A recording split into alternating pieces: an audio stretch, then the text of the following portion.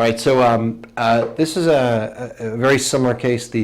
Talked about today. He had a spondylolisthesis and he decided to fuse it. Here's another case right now in person here where we have the same case. In the case of a spondy, come up here, Gigi, so you can see this. You could see how these vertebrae are relatively in alignment there. Can you see that, Gigi? Mm-hmm. And then all of a sudden back here, you could see how that sacrum is shifted back. Well, what's really happened is there's a break here. This is called a spondylolisthesis. This is common in maybe 5–10% of people. And what happens is it breaks off and it moves a little bit up on L4, so it's a little bit further forward, but it's certainly further forward on the sacrum. And what was happening was what happened was, this case is not so severe. This would be considered a grade 1 spondy, but how much of the vertebrae that's hanging over the sacrum really determines how severe the spondy is. So a grade 2 would be where 50% of the L5 would be hanging over the sacrum. So the L5's out here. So the solution to that is certainly not to fuse something in place so it could never move again. Now it can't move forward or backwards, so there's no way of getting better because they're already in there for that problem. But that's the problem right there. So what we do in this situation, we're going to set that vertebrae forward to line up a little bit more normally. Now, I've never really seen these things completely go get perfect. For instance, I never see these come back here. But a lot of times it could be this because there's cartilage in here that still stabilizes in some way. But the problem is the pressure is coming right here. This hole where that vertebrae, where the nerve is coming out, is getting choked off a little bit more. So we're going to set that right here.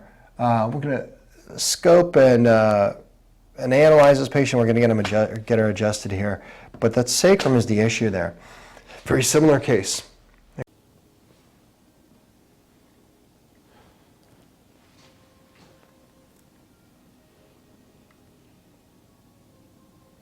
Okay, pretty good.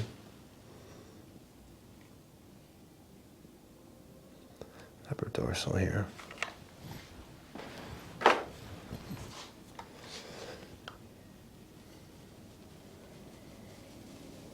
That's going to be that sacrum at the end. Okay, so we're going to set that sacrum. Sometimes it doesn't break. In some cases it doesn't break. It's called a base posterior sacrum, where the sacrum is actually posterior compared to the L5. Sometimes it does break, and we're still doing exactly the same thing. So we're going to set that sacrum on you. All right, let's go. Let's do this.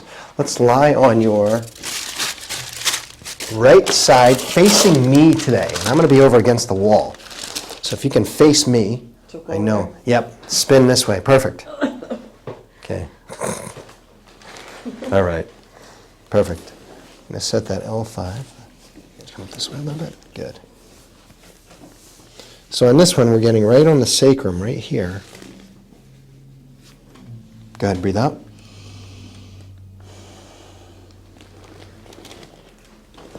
Good. Nice and gentle, nice and gentle.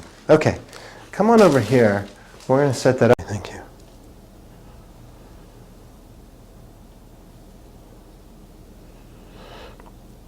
More tender here, Joyce? Mm-hmm. Or more tender when I go up to here? The first one or the second are about the same.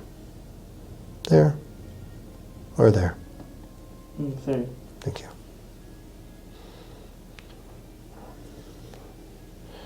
Okay, breathe out. And let your shoulders just relax. Good. Okay, nice and gentle. Okay, good job. Okay, good. So you're good. You can hold that. You can let that go.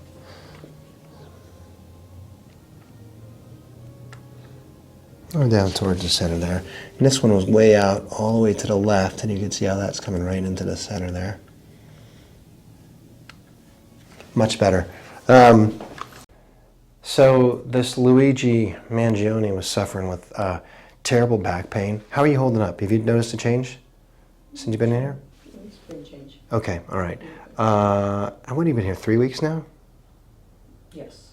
But it's constant because you were gone for a while. But This is start, but making a change. Your body's seeing a change already. See, this is very common, and the chiropractic approach is very different from a medical approach in this situation. They're going to want to fuse this in. The problem is when they fuse it, they lock it in the wrong position. It's a terrible idea, but you're a little bit better. Good for you. Thank you.